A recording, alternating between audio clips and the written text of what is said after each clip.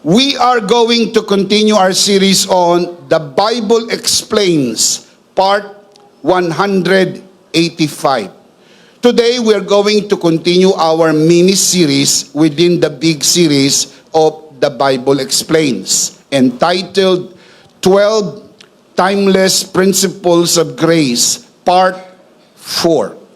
As I've said when we started this series, we are going to discuss one principle at a time. Then, we will talk about the life application. So, let's first commit this to the Lord. Let us pray. Our dearest Father in heaven, we are so very thankful for how you have guided us today. This is a beautiful day.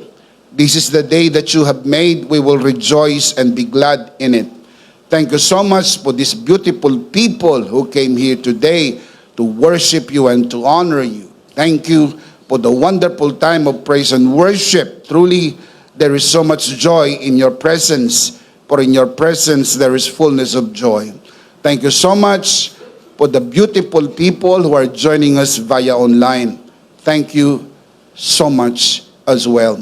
We commit to you this time, even this learning time, and it is our prayer that everything that will be said and done, all by your grace, for your glory, we pray, only in the name of Jesus, by the power of the Holy Spirit, we pray. And everybody would just simply say, Amen. Palakpakan si Lord. Amen. Amen.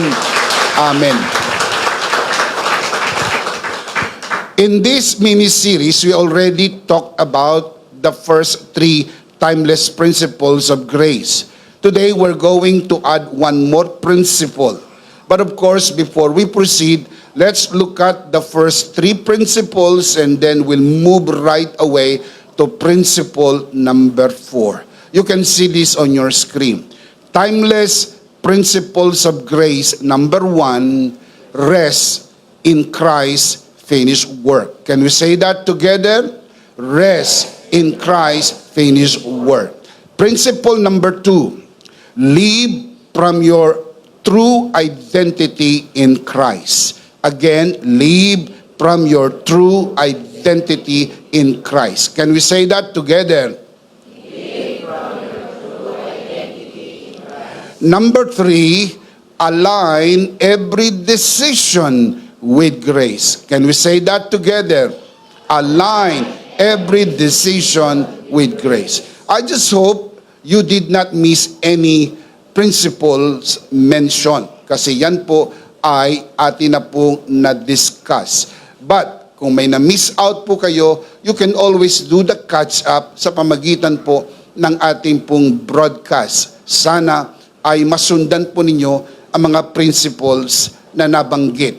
Hindi ko na po mauulit ang mga paliwanag dahil naipaliwanag na po natin. Pero you can always do the catch-up. Today, we're going to add one more principle. Principle number 4, allow grace to guide your ambitions. Allow grace to guide your ambitions. Ang bawat isa ay may ambisyon. Hindi ho masama ang magkaroon ng ambisyon. Danga lang kailangan po nating iayon ang ating mga ambisyon doon po sa biyayang naipagkaloob po sa atin. Sapagkat sa sandali na hindi po natin magawa o maisakatuparan ang ating mga ambisyon, ang biyaya ng Diyos ay magiging kutsyon na sasalo sa atin upang hindi naman tayo masiraan ng loob, masiraan ng diskarte, madiskaril at mag-give up sa buhay. At higit sa lahat, ang biyaya din naman ng Diyos ang nag-e-empower sa atin para mapangyari ang anumang ambisyon na ang layunin ay maitaas ang Diyos sa ating buhay. Allow grace to guide your ambitions, trusting that God's favor opens the right doors at the right time. When grace leads, your ambitions align with His purpose, bringing peace and fulfillment beyond what striving alone can achieve. Ang magagawa ng biyaya ng Diyos ay higit kaysa mga sariling pagsusumikap. Kung minsan, drive po tayo ng ating sariling pagsusumikap, gusto nating matupad ang ating mga ambisyon o pangarap. Di natin namamalayan, marami na tayong nasasagasaan. Nasasakripisyo ang iyong kalusugan, nasasakripisyo ang iyong marriage, ang iyong family, and sad to say, some people, they even without noticing, nasasacrifice yung kanilang spiritual life just to fulfill their ambition. Napakahalaga ng ating mga ambisyon ay nakaayon sa biyaya ng Diyos. Instead of pursuing goals with merely human effort, rest in the assurance that His grace empowers and equips you for every good work. Totoong hindi po tayo naligtas sa paggawa ng mabuti. Pero wag nating kalilimutan, tayo'y iniligtas para gumawa ng mabuti. Ang mabuting gawa ay hindi ugat ng kaligtasan. Ang mabuting gawa ay bunga ng kaligtasan.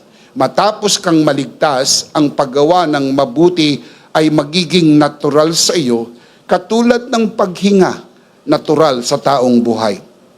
Hindi ka kailangan piliting gumawa ng mabuti, kusa kang gumagawa ng mabuti at gusto mong gumawa ng mabuti.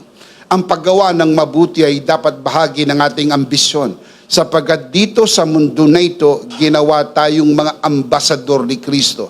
Kinakatawan natin si Kristo individually and collectively as a church. So ang ating mga mabubuting gawa, habang tinutupad natin ang ating mga ambisyon, ay napapansin ng mga tao sa ating paligid at ito'y magagawa lang natin dahil sa biyayang naipagkaloob sa atin.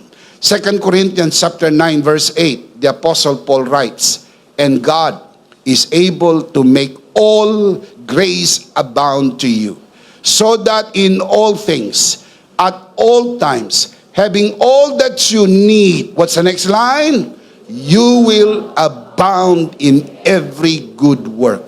Ang biyayang naipagkaloob sa iyo ay hindi lang para mapunuan ang iyong mga pangangailangan. Hindi para sa kapritsyo ng iyong buhay.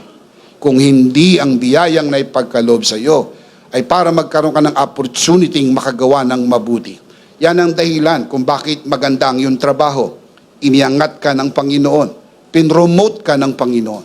Hindi lang para sa iyong sarili, kundi maging pagpapala ka sa iyong pamilya, maging pagpapala ka sa mga taong malapit sa puso mo, at maging pagpapala ka rin sa gawain ng Panginoon na pinagsasama-sama natin ang ating mga pagsusumikap na maibahagi ang mensahe ng biyaya sa buong Pilipinas at sa maraming bansa.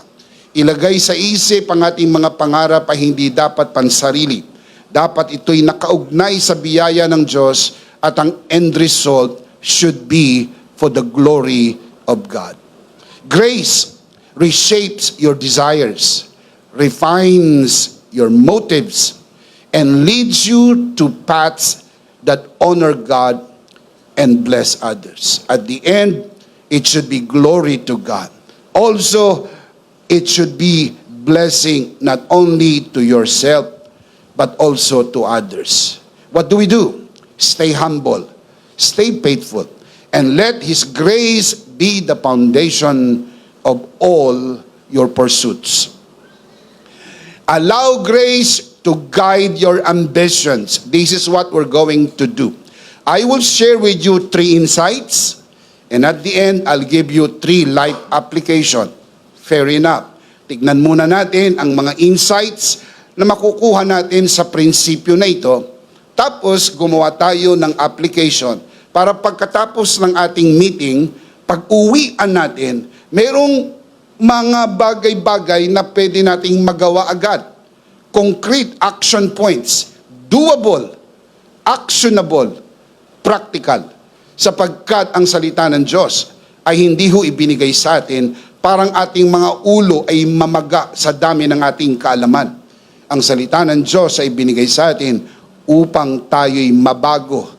Because the Word of God is given to us not for information, but for transformation. Ang salita ng Diyos na nakakapagpabago ng isip, nakakapagpabago ng damdamin, and eventually makakapagpabago ng ating kilos, gawa at gawi sa pang-araw-araw nating buhay. So allow me to share with you 3 insights regarding this principle number 4, allow grace to guide your ambitions. Number 1 insight, grace aligns your ambitions with God's purpose. Meron kang ambisyon, pero meron ding purpose si God. Hindi ho si God ang mag-a-adjust para sa atin. You must discover His purpose and do the refinement, do the adjustment so that your vision and ambition in life must align with God's purpose or even purposes.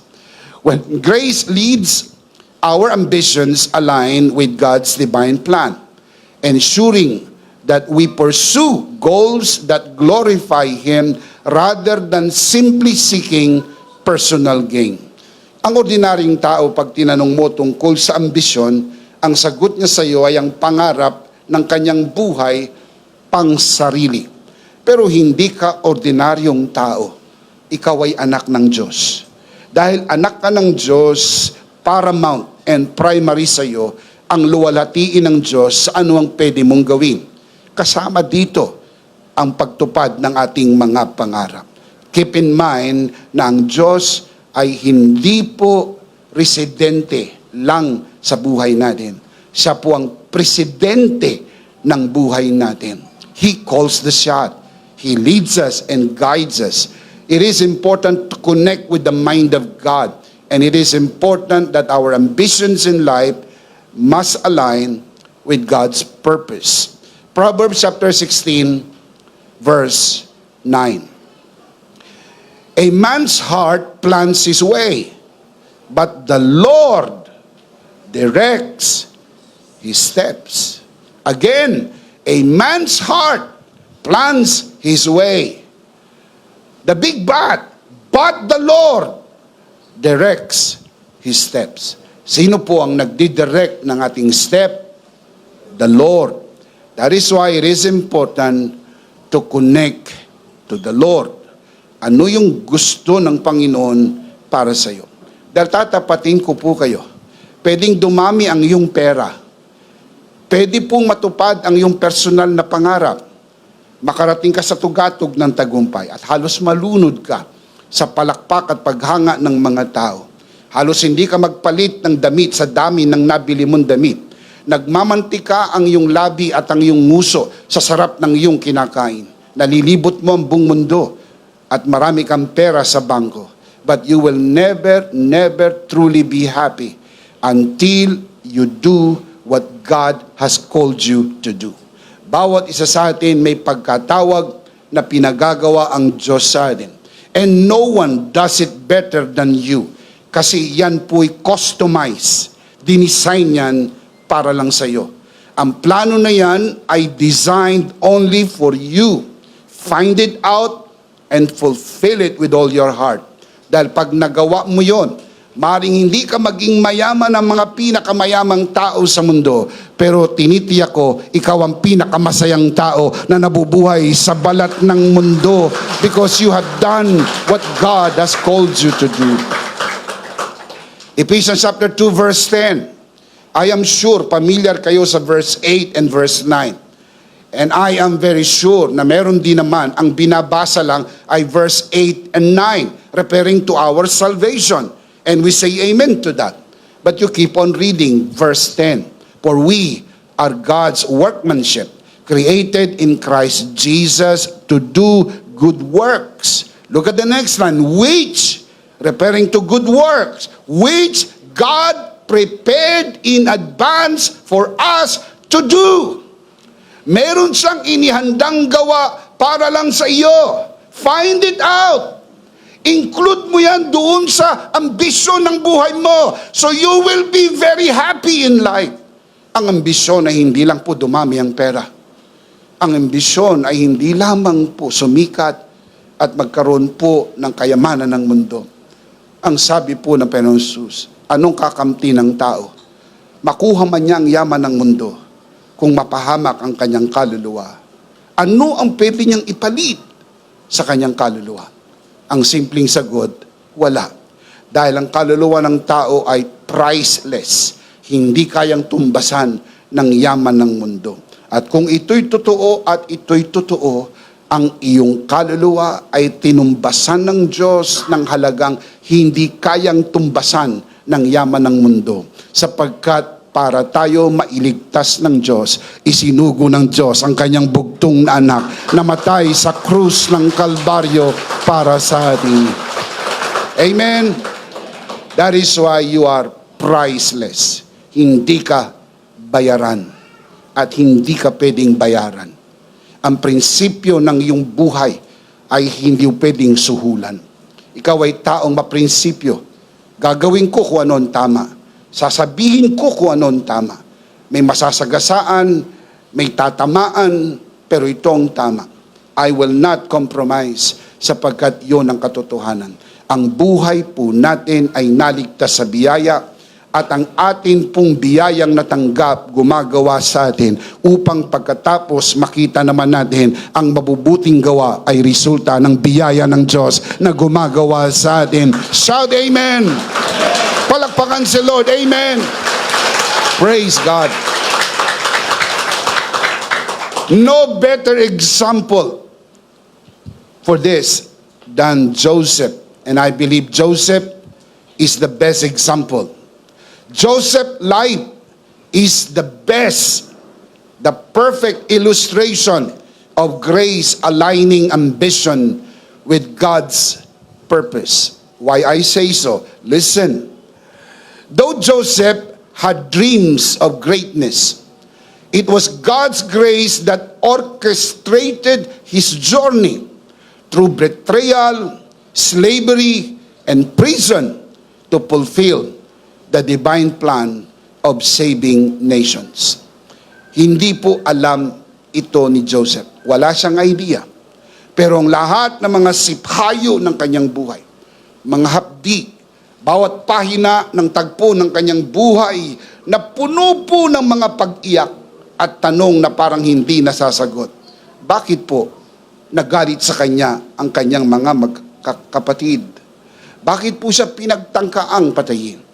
Bakit po siya itinapon sa balon? Bakit po naisip ng mga kapatid na siya'y ibenta sa mga negosyante na papunta ng Ehipto?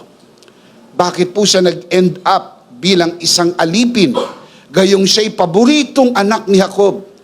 Meron pong kasambahay sa bahay nila na naghahanda ng kanyang almusal, naghahanda ng kanyang isusot, alagang-alaga siya ng kanyang amang si Jacob. Pero nung dumating po siya sa Ehipto, siya'y iniwalang saplot, ibinenta na isang alipin, nagtrabaho bilang alipin. Sinikap niyang maging mabuting tao sa loob ng bahay ni Potiphar. Sa di inaasahan, siya po'y napagbintangan sa kasalanan kanyang ginawa. Marami ng tanong sa isip niyang hindi nasasagot. Nadagdagan pa, bakit po pinayagan ng Panginoon na ako'y mapagbintangan sa kasalanan hindi ko naman ginawa? Siya'y nakulong ng 2 taon. Sa loob ng kulungan, nagkaroon po siya ng panandaliang kaibigan sapagkat natulungan niya ito at naipaliwanag ang panaginip. Nangako ang kaibigan na ito na paglabas sa kulungan, siya'y tutulungan. Nakalimutan ng cupbearer ang pangalang Joseph the day he went out from the prison. Paglipas ng 2 taon, naalala niya si Joseph. Nagkaroon po ng matinding panaginip ang paraon na hindi ho maipaliwanag ng sinuman. All of a sudden, just like that, naalala nung cupbearer na meron pong taong nakakulong ang pangalan ni Joseph. Pero why now? Bakit hindi pa agad-agad? May mga bagay na hindi nyo maintindihan. Paano nangyari ito? Paano na yung pangarap ko? Paano yung gusto kong mangyari? Then all of a sudden, handa ng entablado para kay Jose. Pinuntahan siya ng cupbearer at sinabi sa kanya, gusto kang makausap ng Pero.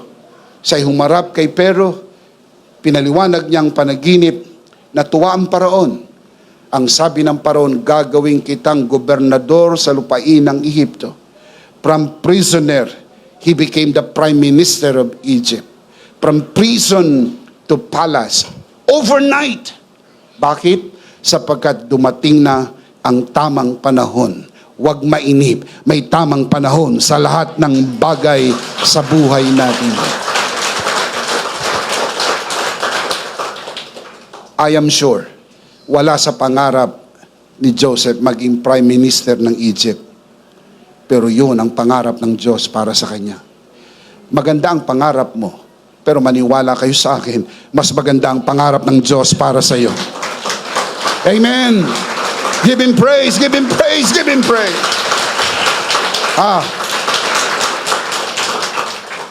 Pagkalipas ng maraming taon, si Joseph ay ibinenta ng kanyang mga kapatid sa edad na 17 years old.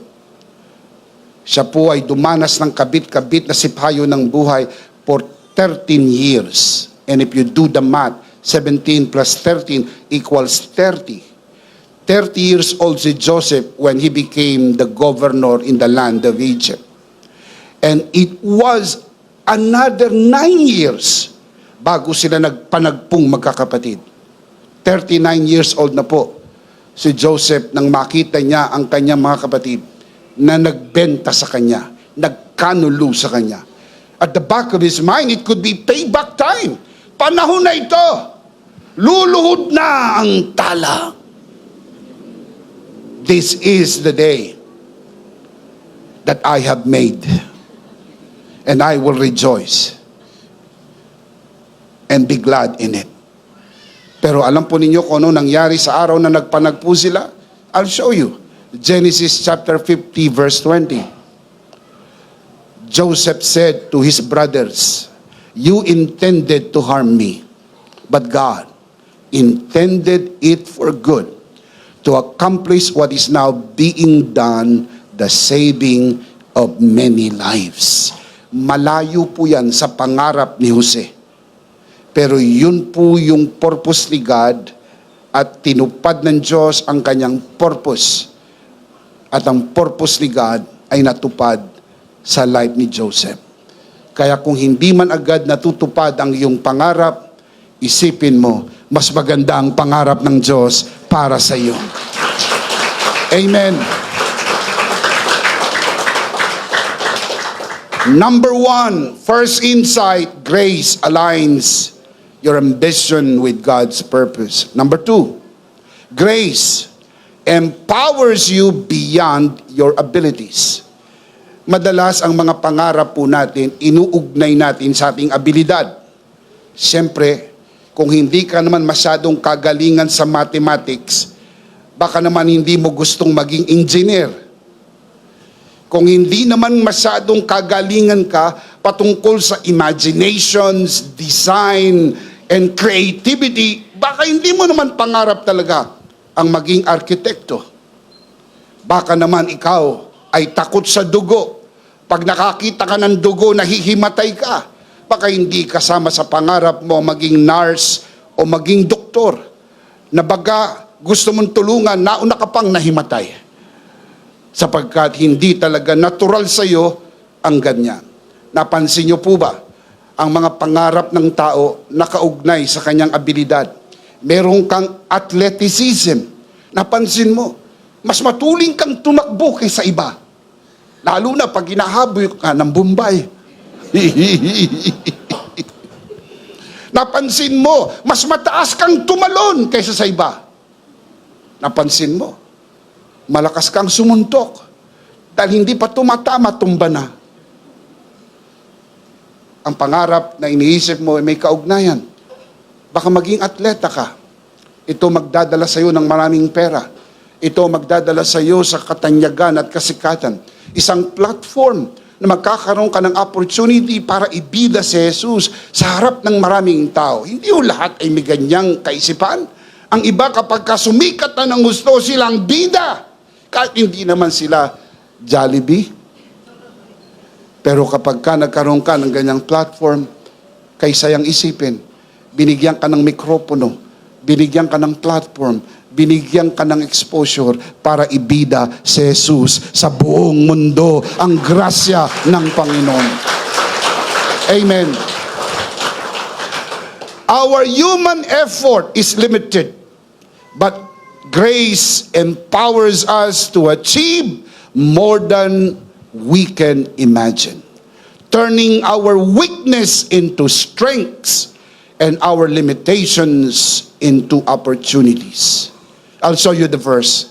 2 Corinthians chapter 12, verse 9. The Apostle Paul writes, "But he said to me," the Lord Jesus was talking to the Apostle Paul, "My grace is sufficient for you, for my power is made perfect in weakness. Therefore, I will boast all the more gladly about my weaknesses, so that Christ's power may rest on me."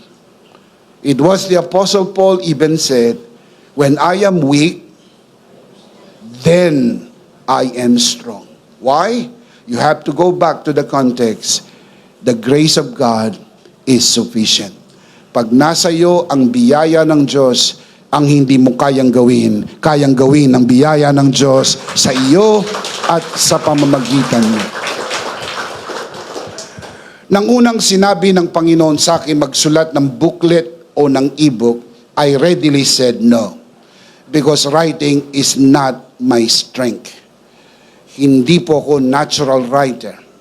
Ang sabi ko, Lord, wag ako. Hindi po ako manunulat. Kilala ko ang aking sarili. I can talk, but I can hardly write. Ang nakuha ko pong award nung ako'y elementarya, the most talkative student. Because I really want to talk. Minsan, pag nag-talk na ako, hindi ko na alam kung paano pigilin. Because I just love to talk. But writing is not my cup of tea. Ayaw ko magsulat. Sabi ng Lord, magsulat ka. Ibibigay ko sa iyong mensahe, magsulat ka. Sinabi ko sa Panginoon, Panginoon, kung ako'y magsusulat, sino naman ang babasa?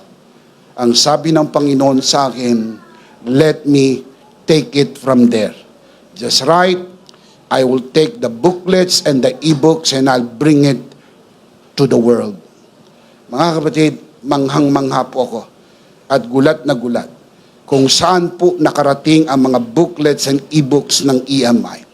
Mga lugar na sa hinagap ng akin pong kaisipan ay makakarating. Nagugulat kami sapagkat pag dumadating kami sa iba't ibang mga bansa, nandun ang mga booklets, nandun ang mga ebooks all over the world. Sa Pilipinas, Luzon, Visayas at Mindanao. Tinupad ng Diyos ang kanyang salita. Yung pinakamahinang parte ng aking kakayahan, kinuha ng Diyos, pinuno ng kanyang biyaya at naging pagpapala sa maraming tao. Thank you so much, Lord.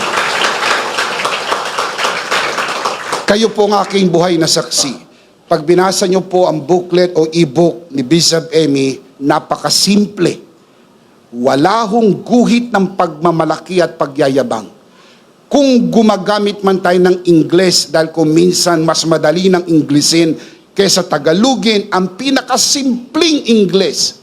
Hindi ka nahuhukay ng diksyonaryo. Kahit yung hindi mataas ang pinag-aralan kayang sundan. Sapagkat ang mensahe ng biyaya hindi mahirap intindihin tungkol ito kay Kristo at sa kanyang tinapos na gawa sa krus ng Kalbaryo. Shout Amen.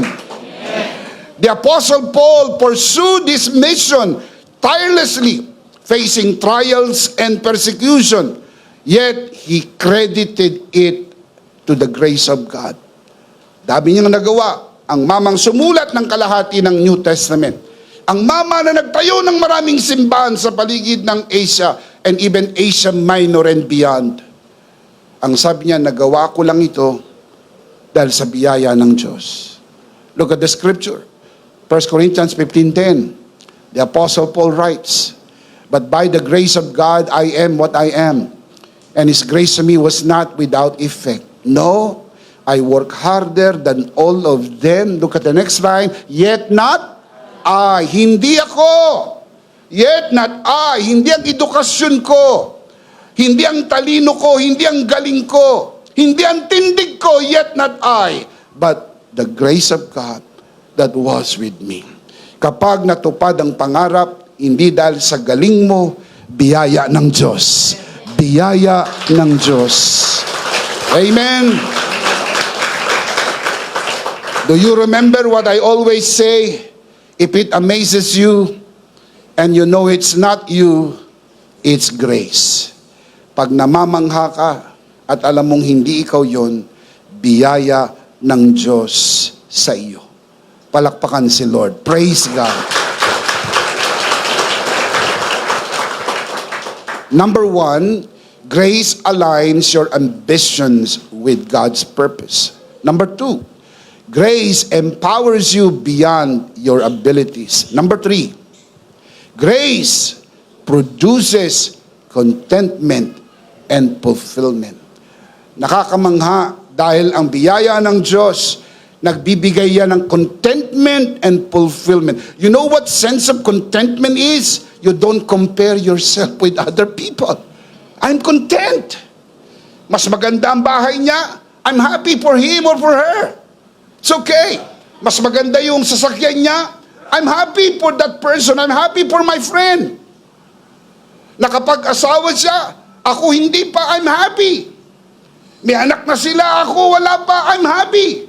Kapag kontento ka sa buhay, you do not compare yourself with other people. Sapagkat ang bawat isa sa atin ay merong mga pinaglalagyan pansamantala, hindi ho permanente, dahil patuloy na gumagawa ang Diyos sa biyaya po natin. Patuloy na kumikilos ang Diyos. Shout amen. Sense of fulfillment. Fulfill ka, alam mo. Hindi ka man kasing yaman ng pinakamayaman mga kaibigan mo, fulfill ka. Sapagkat natagpuan mo na ang tunay na kahulugan ng buhay. Ang sabi ng Panginoon Jesus doon sa babae Samaritana na kanyang nakausap sa balon ni Jacob.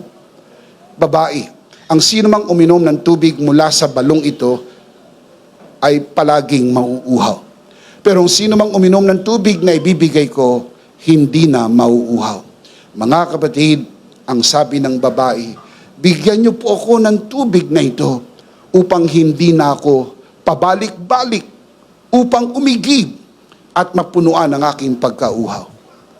Ang sabi ng Panginoong Hesus, tawagin mo ang iyong asawa. Nagulat ang babae. Ang sabi niya, wala akong asawa. Sabi ni Jesus, tama ang sinabi mo.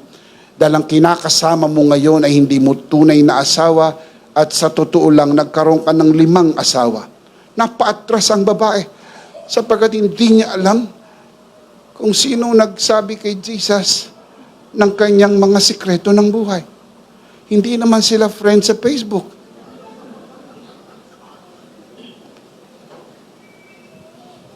Ang sabi ni Jesus, tawagin mo ang iyong asawa. Ang sabi niya, wala akong asawa. Ang sabi ni Jesus sa kanya, tawagin mo ang iyong asawa. Wala akong asawa. Ang sabi ng babae, alam ko na darating ang Mesiyas. Sumagot si Jesus, dumating na. Mga kapatid, doon lang nagkaroon po ng kapunuan ang kanyang palaging pagkauhaw nang matagpuan niya si Jesus. Kaya ang fulfillment ng ating pangarap ay na kay Jesus. Si Jesus at wala nang iba. Siya po ay nagkaroon ng 5 asawa bago siya natagpuan ni Jesus. Kung hindi po sila nagtagpo ni Jesus, makakasampu pa po ito.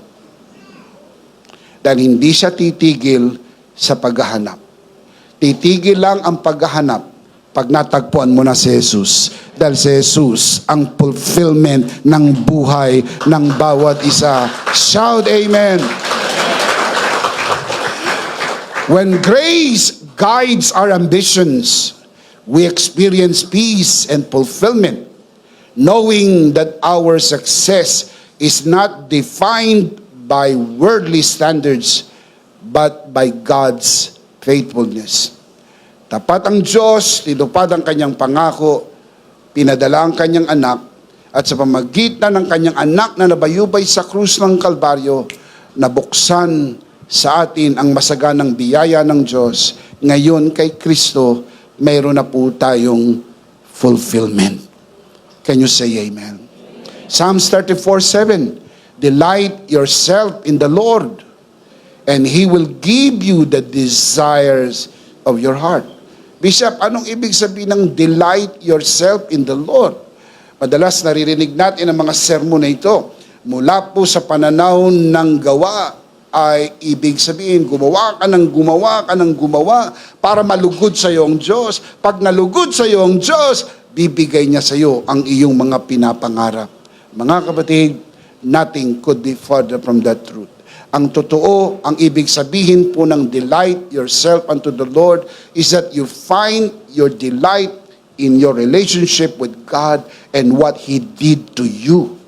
Not delight yourself in the Lord by doing something so God will be delighted to you.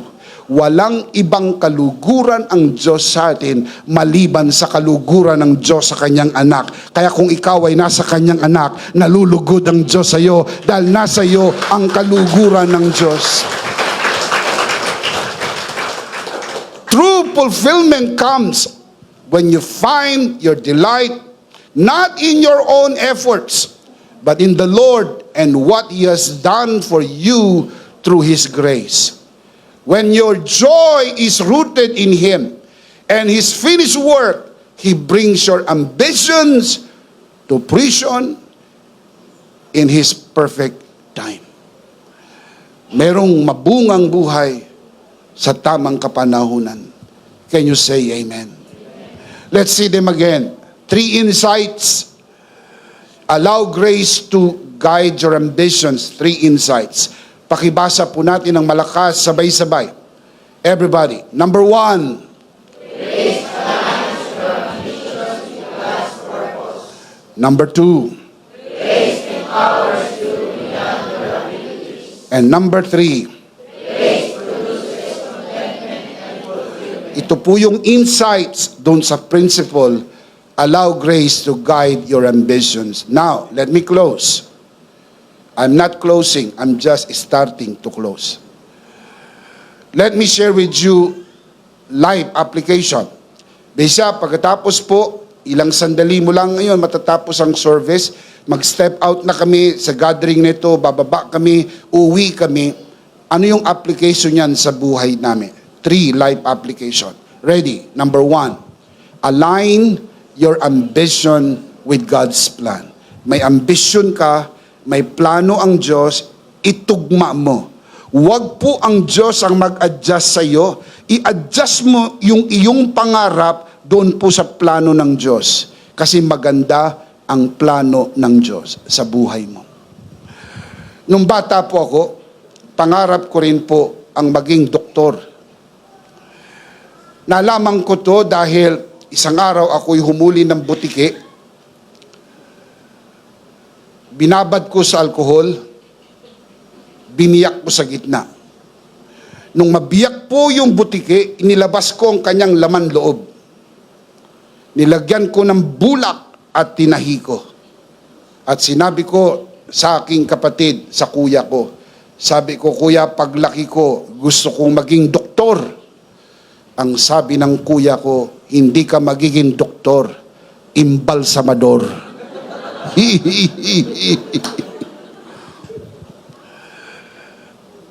May mga taong pambasag talaga, ano?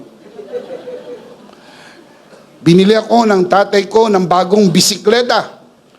Tuwan-tuwa ko. Ginawa ko, binaklas ko yung bisikleta. Binuo ko uli. Tuwan-tuwa ko. Dahil tumatakbo yung bisikleta, may sumobrang pyesa. Ang sabi ko, gusto kong maging mechanical engineer. Sapagkat kayang-kaya kong bumuo. Meron pang natitirang pyesa. Sumagot na naman ang kuya ko, hindi ka maging mechanical engineer, ikaw ay siraniko. Maraming bagay na pinapangarap. Meron po kong tsuhin na abogado. Ang sabi niya sa akin, Emmy, bagay na bagay kang mag-abogado. Ang sabi ko, bakit naman tito? Ang galing mong magsinungaling. Mga kapatid, little did I realize, sa lahat ng mga papalit-palit mong pangarap sa buhay, meron ding plano ang Diyos sa iyo. And you have to align your ambition with God's plan. At kapag nai-align mo na, don't move it anymore. Nang malaman ko na tinawag ako ng Panginoon sa gawain ng paglilingkod, naging pangarap ko na po na matapos agad ang high school at pumasok sa paaralang pambiblia dahil gusto ko nang mag-aral, mag-prepare at maging pastor. Nagpaalam ako sa tatay kong pastor para payagan ako, hindi ho siya pumayag. Ang laking gulat ko, na-frustrate ako. Sabi ko, ang tatay ko'y pastor, nagpaalam ako, gusto ko magpastor, hindi pumayag. Humihingi ako ng pan-tuition fee para mag-aral sa Bible school. Ang sabi niya, hindi kita bigyan ng tuition fee pang Bible school. Mag-aral ka muna ng kolehiyo. Pagkatapos mo ng kolehiyo, mag-aral ka sa Bible school. Dahil malay mo kung tinawag ka o hindi. Kung di ka tinawag, paano ka magkatrabaho? At least kung tapos ka na ng kolehiyo, hindi ka man tinawag, meron kang setback. Meron ka pupuntahan, makapagtrabaho ka ng maayos, makapag-asawa ka. Sayang ka anak. Pogi ka pa naman. Sabi nung tatay ko.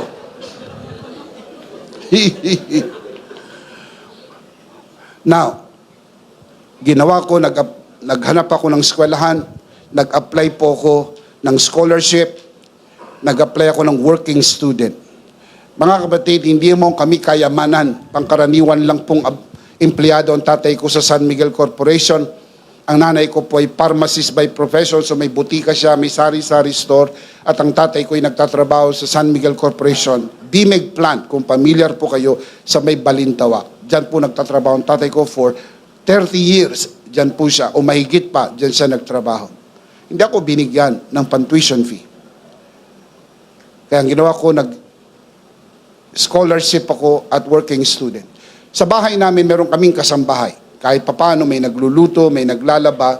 Kami naman mga kapatid at mga anak ay hindi na po kami naglalaba, hindi po kami naghugas ng pinggan. Meron na po nag-aasikaso. Pero sa Bible school, I have to do that all. Kailangan ko maglaba ng sarili kong damit, kailangan ko po magplansya, kailangan ko matutong magluto, kailangan ko matutong maglinis. Dahil kailangan ko magtrabaho sa gabi para mag-aral sa umaga. Hindi ko alam. Why would God allow this thing to happen dito sa napakagandang nilalang? I just cannot understand. Sabi ko, God, kasama po ba ito sa lahat ng plano mo? Yun pala, tinuturuan ako ng Panginoon ng hard work. I have to learn it that way. Umuwi ako sa bahay, umiyak ako sa nanay ko. Bunso po ako. Alam niyo mga nanay, konsentidor sa bunso. Umiiyak ako, umiiyak din yung nanay ko. Pero ayaw magbigay ng pera. Iyak lang ng iyak. Pinapakita ko, sugat yung kamay ko dahil sa mga gawaing pambahay. Gabi, nagmamap ako sa buong school. Habang nag-aaral yung mga classmate ko, hindi pa ako gawa ng assignment ko, nagmamap ako. I have to wake up early. Natuto ko magluto sa kantin dahil na-assign ako sa kantin. Galing kong magluto ng itlog. Lahat sila, basag ang itlog. Ako hindi. Pag nagluto sila, basag lahat. Ako pag nagluto ng itlog, buo.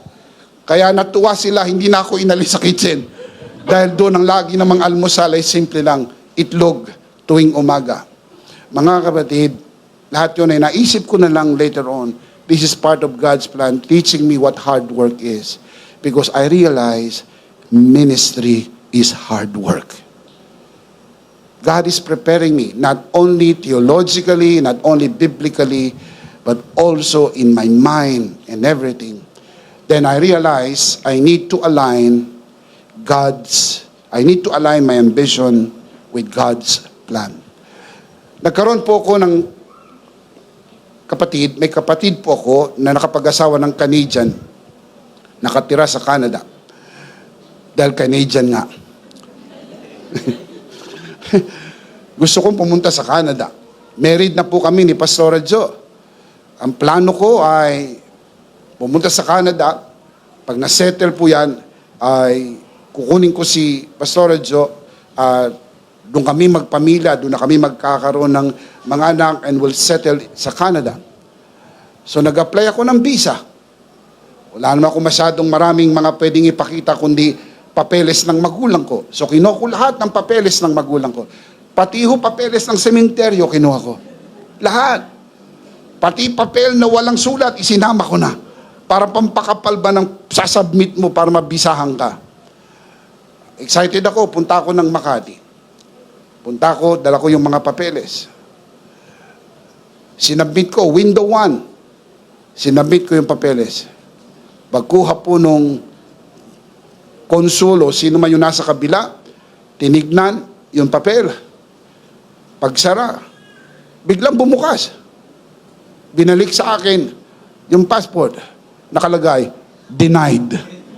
Sabi ko, hindi man lang tinignan yung mga papel.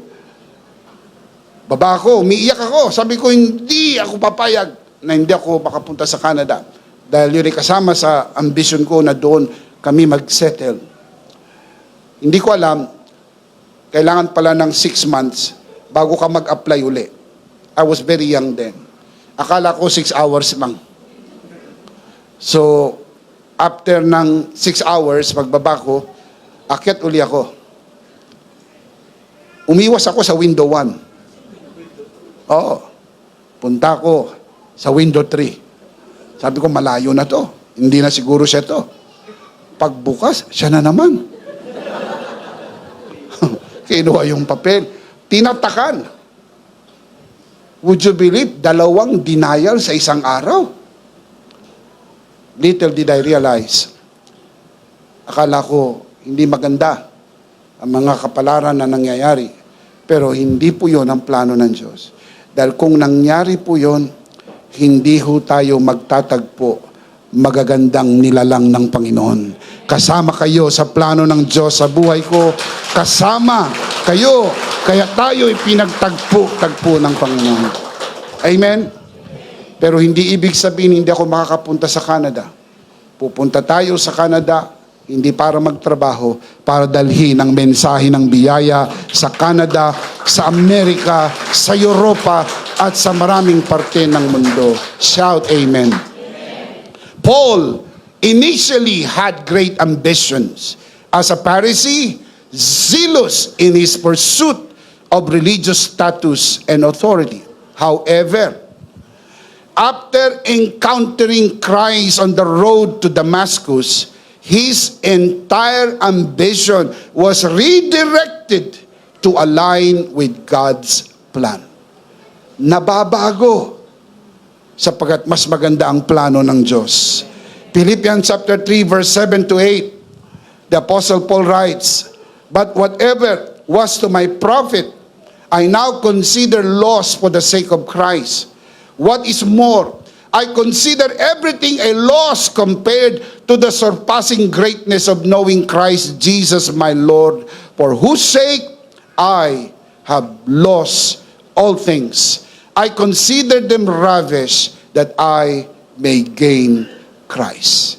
May pangarap si Pablo na dating Saulo, pero may pangarap din ng Diyos para sa kanya sa pamagitan ni Kristo na gawin siyang apostol sa mga hintil na magdadala ng mensahe ng biyaya. Ang akin lang masasabi sa inyo mga kapatid, okay po sa inyo ang mangarap at mag-ambisyon, pero huwag niyong isasara ang pinto dahil mas maganda ang ambisyon ng Diyos at plano ng Diyos sa iyong buhay, sa biyaya ng Diyos, mas maganda ito. Amen. Align your ambition with God's plan because in the end, His plan will always prevail. Do you believe that? Leading to a more joyful and fulfilled life. Kaya laging sasabihin lang po natin, let your will be done. Hindi lang po yan para kay Jesus, para sa ating lahat, sapagkat mas maganda ang kanyang kalooban, mas maganda ang kanyang plano. Limitado ang ating isip, walang hanggan ang isip ng Diyos. Can you say amen? Number 1, align your ambition with God's plan. Number 2, allow God's grace to bring out the best in you. Hindi mo pa nakita ang pinakamahusay na kayang gawin ng Diyos sa iyo hanggang hindi mo papayagan ng biyaya ng Diyos makagawa sa iyo. You are good, but you can be better. And you'll be surprised there is best inside you na lalabas lang if you allow the grace of God.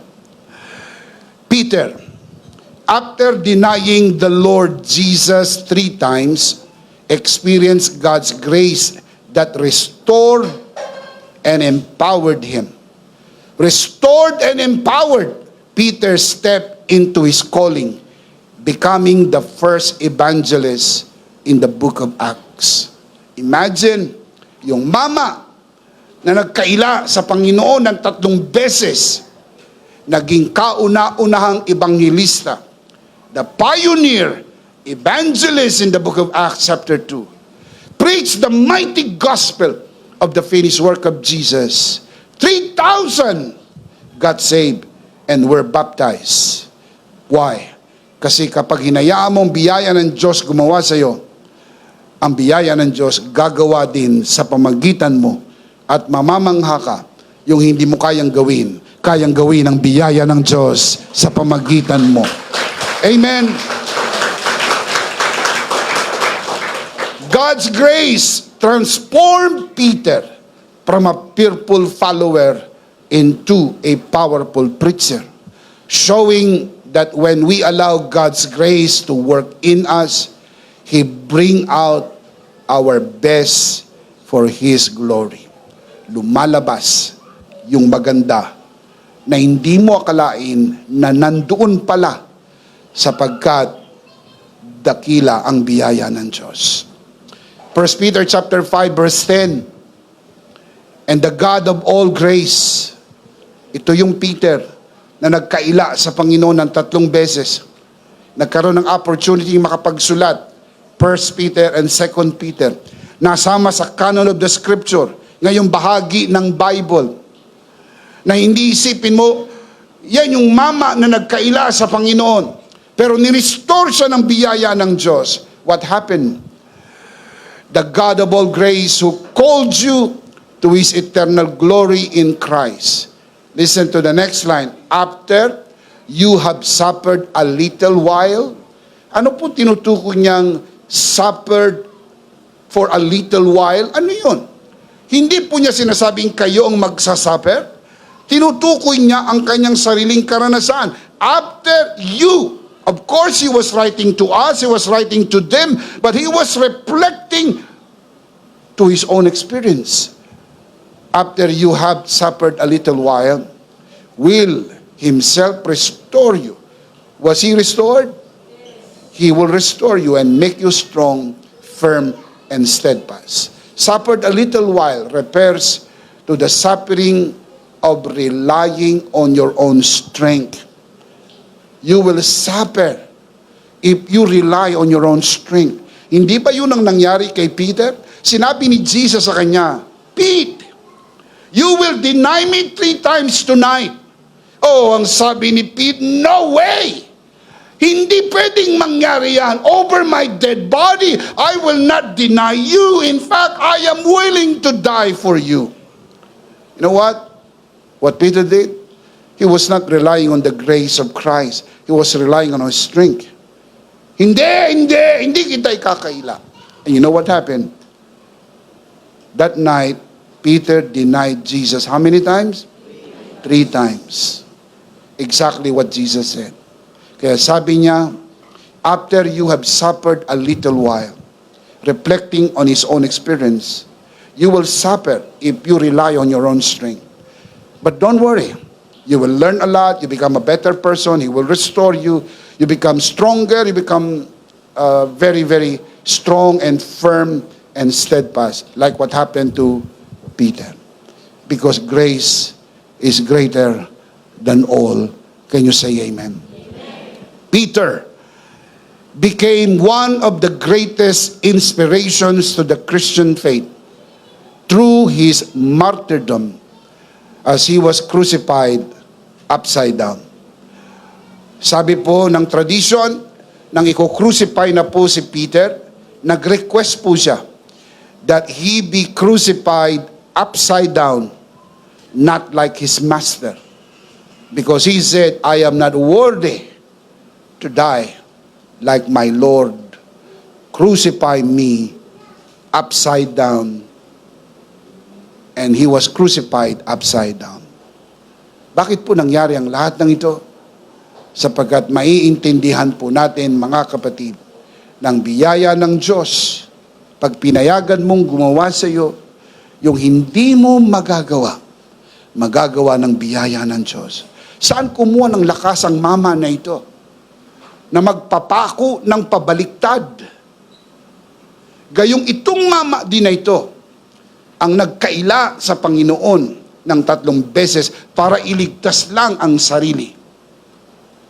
Mula sa gabing yon na nagkaila siya, at sa araw na siya po'y ipinakong pabaliktad,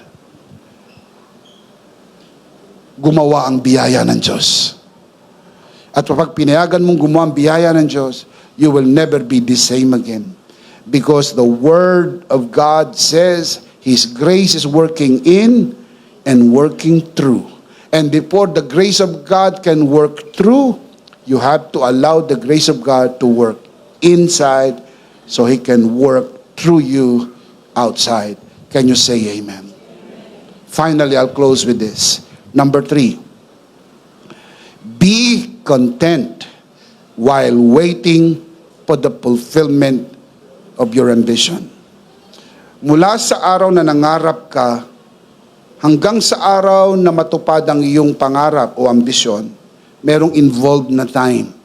At dun sa involved na time, meron pong waiting time. And while waiting, you need to be content. Because that is what grace is all about. Yung karakter mo, yung attitude mo, habang naghihintay ka sa katuparan ng iyong pangako ng Diyos sa iyo, katuparan ng iyong pangarap. Baka ang hinihintay mo'y visa, baka ang hinihintay mo'y pondo, baka ang hinihintay mo'y pangarap, baka ang hinihintay mo ay anak, o baka hinihintay mo'y asawa, o baka ang hinihintay mo ay makatapos ka ng pag-aaral at magkaroon ka ng mga pangarap sa buhay. I just do not know exactly. Pero whatever in your mind, I want to encourage you today, grace is greater than all. Palakpakan si Lord. Dakila ang biyaya ng Diyos. David was anointed as king of Israel at the age of 17. 17 years old. Itong si David. Nasa trono pa si King Saul, first king of Israel. Inanoint na po si David, will be the second king of Israel according to 1 Samuel 16. He wanted to fulfill this right away, but it has to happen on God's perfect time. Naghintay po si David ng 13 years. Bago po siya naging king of Judah. Hindi pa po combined kingdom. Judah pa lang. Hindi ko kasama ang buong Israel, only Judah. At least the 2 tribes of Judah. He waited 13 years before he became king of Judah. And he was 30 years old na. So 17 plus 13, 30 years old na po siya. Nag-rule po siya sa Judah ng 7 years and 6 months. And he has to wait for another 7 years hanggang sa mamatay si King Saul. At siya po'y 37 years old nang maging king ng Israel. Do the math. Siya po'y 17 nang i-anoint, naging king in actuality, 37. How many years he waited? Long years. Walang anumang pagkainip. Sabihin mo sa iyong katabi, bawal mainip. bawal mainip. Naghintay po siya. At alam niyo po ba, during this waiting period, may opportunity po si David na patayin si Saul. Sapagkat yun lang po ang humaharang para siya po'y maging king. Nakalapit si David habang si Haring Saul ay natutulog. Pinunitan niya ang kapa ng hari, yung pakpak ng kanyang damit. Sapagkat si Saul ay tinugis na si David na parang mailap na hayop sa ilang. At ang sabi ni David, "The Lord has delivered you into my hands. I could have killed you. Look at this." Pinakita niya yung piraso ng kapa. "Nakalapit ako sa iyo habang ang lahat ng mga malalapit sa iyong bantay ay natutulog." But sabi ni David, "I will not touch the Lord's anointed. I want it God to do it, not my way." Sometimes yun ang error natin. We want to do it my way. Kaya ang team song mo, my way. My way. My way. No. Let's do it God's way. Can you say amen? Naghintay pa itong si David. After 7 years. From that day, after 7 years, mga kapatid, naghintay siya na naghintay. From the day na siya po ay King of Judah, naghintay po siya ng 7 years. Namatay si King Saul at siya po ay naging second king ng Israel. May tamang panahon sa lahat ng bagay. Can you say amen? Medyo hirap lang tayong maghintay ngayon kasi sanay tayo sa mabilis na bagay. Alam niyo yung kasabihan, mahirap nang baguhin ang nakasanayan na. Alam niyo kung bakit pasinsosyo ang mga tao noong unang panahon kaysa ngayon? Kasi noong unang panahon, mabagal ang galaw ng mundo. Alam niyo kung bakit masyadong mainipin ang mga tao ngayon? Mabilis ang galaw ng mundo. Fast-paced world. Noong unang panahon, pag gusto ni nanay magsigang o utusan si Junior, umakyat ng puno ng sampalok. Pumitas ng sampalok, ilalaga ang sampalok, dudurugin para pang-asim. Ngayon, hindi na kailangan umakyat ng puno ng sampalok. Iipitin mo lang sa kilikili, may asim na. Noong unang panahon, pag gusto ni tatay magkape, kailangan magbusa ng bigas, ilaga, pagkatapos lagain, sasalain sa medyas. Ngayon, meron ng coffee maker, may instant coffee. Noong unang panahon, kung magpapadala ka ng sulat sa ibang bansa, ang tawag snail mail. Kung ang asawa'y buntis at nagsulat, dapat isulat niya, "Dear, nanganak na ako." Dahil by the time dumating yung sulat, doon sa malayong lugar, nanganak na. Tawag doon, snail mail. Ngayon, mabilis na. May email. Mabilis na ang mga sasakyan. Merong jet plane, merong bullet train. Magaganda na ang daan, merong skyway, merong subway. Mabilis. Kaya ang tao naiinip. Pag sinabing maghintay, nahihirapan tayo maghintay. Pero kailangan natin maghintay. Look at the verse. Psalms 37 verse 7. "Be still before the Lord and wait patiently for Him. Do not fret when men succeed in their ways and when they carry out their wicked schemes." Sa Tagalog, huwag kang mainggit, huwag kang maligalig, huwag kang mag-alala kung ang mga taong masasama gumiginhawa ang buhay at tila na pag-iiwanan ka. Huwag. Hayaan mo lang dahil mas mabilis tumubo ang damo kaysa po sa tunay na halaman. Sila'y tumutubo agad pero hindi pang matagalan. But you need to wait and wait and wait and wait. Wait patiently. May plano ang Diyos sa iyo. Tutuparin ng Diyos ang kanyang magandang plano sa buhay mo. Amen. Let's see them again. Ito pong life application sa principle, allow grace to guide your ambitions. Tatlong life applications. Basahin po natin ng malakas, sabay-sabay. Ready? Number 1. Number 2. And number 3. Align your ambition with God's plan. Allow God's grace to bring out the best in you. Be content while waiting for the fulfillment of your ambition. The big idea is, in Christ, my ambition is to glorify God.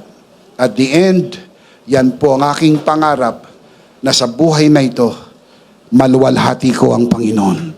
Maitaas ko ang Panginoon. Can you say amen? Palakpakan si Lord. Praise God. Praise God. Of course, we do not want to end this broadcast without giving you the opportunity to receive Jesus today and be saved. Dahil yan po ang simula ng lahat ng katuparan ng iyong pangarap. Ang ikaw ay maligtas, tanggapin si Jesus. Kung nais mong tanggapin si Jesus sa iyong puso, maligtas, ngayon na ang pagkakataon. You are not seeing this broadcast by accident. At kayo po narito sa loob ng bulwagan na ito, you are not here today by accident. This is by God's divine appointment because today is the day of salvation. Mananalangin po tayo.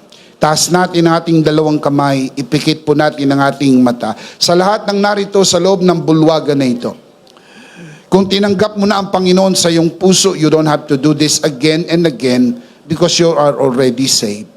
But if you will do this for the first time you will pray this prayer of acceptance, prayer of receiving Jesus. Nais ko, itaas mong yung dalawang kamay, lahat ng narito sa loob ng bulwagan na ito, kasama ng mga nanonood sa broadcast, manalangin po tayo. Taas natin ang ating dalawang kamay, sumunod kayo sa panalangin ng pagtanggap, bigkasin nyo ang panalangin ng tao sa puso, ariin yung isang personal nyong panalangin. Manalangin po tayo. Panginoong Jesus, ako po'y makasalanan. Hindi ko po kayang iligtas ang aking sarili. Ako'y mapapahamak ng hiwalay sa iyo. Narinig ko po ang mabuting balita. Ako po'y naniniwala. Tinatanggap kita sa aking puso bilang aking Panginoon at aking tagapagligtas. Salamat po, pinatawad mo na ang aking mga kasalanan. Isinulat mo na ang aking pangalan sa aklat ng buhay. Sa pangalan ni Jesus, Amen. Ako na lang po mananalangin. Ama, sa oras na ito, sino mang sumunod sa panalangin ng pagtanggap sa unang pagkakataon, sa loob ng bulwagan na ito, lalo na sa mga nanonood sa broadcast na ito, pinagkakatiwala po namin sila sa iyong kagandahang loob na sila'y lumago sa biyaya at sa bagong natagpuang pananampalataya. Sa pangalan pinakamataas sa lahat ng pangalan, ito po ang aming panalangin sa pangalan ng Panginoong Jesus. Tayo magsabing, Amen. Palakpakan si Lord. Praise God. Amen.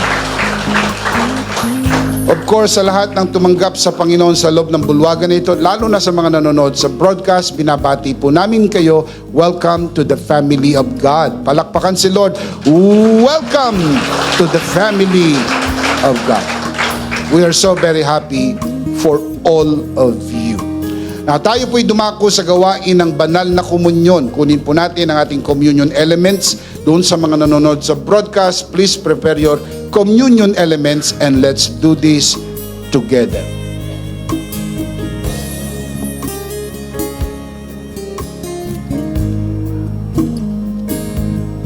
Alright, let's do this together, mga kabiyaya. Hawak-hawak po natin ang pinakamakapangyarihang simbolo ng tinapos na gawa ni Kristo sa krus ng Kalbaryo. Ito ang aral na tinanggap ko sa Panginoon at ngayon naman ay binibigay ko sa inyo.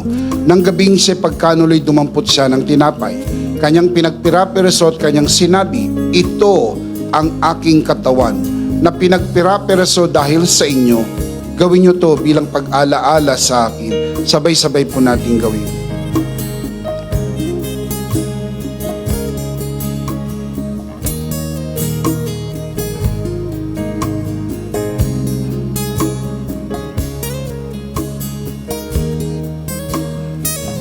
Gayon din naman matapos maghapunan ay kanyang hinawakan ng saro at kanyang sinabi, ito ang saro ng bagong tipan na pinagtibay ng aking dugo.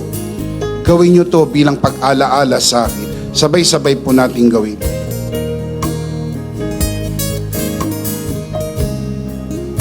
Ate po itaas ang ating dalawang kamay at sumunod po tayo sa panalangin na ito. Aming Ama, maraming salamat po sa aming Panginoong Hesukristo. Panginoong Hesukristo, maraming salamat po sa iyong banal na dugo na iyong itinigis sa krus ng Kalbaryo. Dahil po dito, lahat ng aming kasalanan ay iyon ang pinatawad. Maraming salamat po sa iyong katawan na nabugbog at nasugatan. Dahil po dito, lahat ng aming sakit ay iyon ang pinagaling. Gaya ng nasusulat, sa iyong mga sugat, ako'y magaling na. Ako'y naniniwala, ako'y magaling na. Aking dinideklara, ako'y magaling na.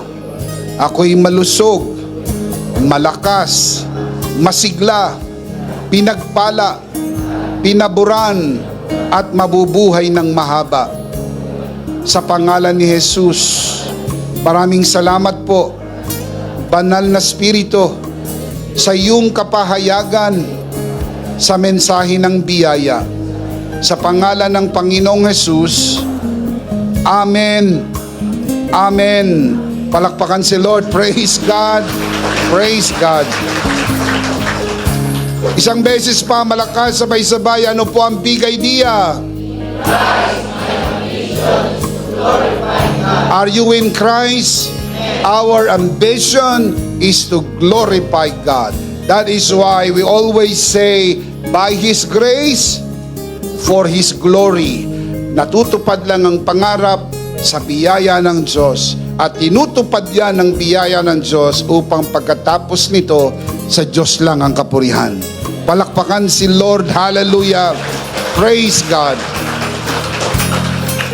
Last of all, let me speak to your heart, you who are watching this broadcast. If this broadcast has blessed you, and if not asking too much, I would like you to bless this ministry with your love offering so that together we can reach the world with the message of full grace. And from the bottom of our hearts here at EMI, we would like to say thank you for giving to the Lord. We'll see you again next week, next Sunday, prayerfully on site, but definitely we'll see you again online. Ako po si Bishop Emmy, kasama po si Pastora Joe at ang kabuuan ng The Lord's Community and EMI Broadcast. Maraming salamat po. Stay a bit for more announcements. Stay blessed and stay connected. Always remember, in Christ, you are forever. Charito!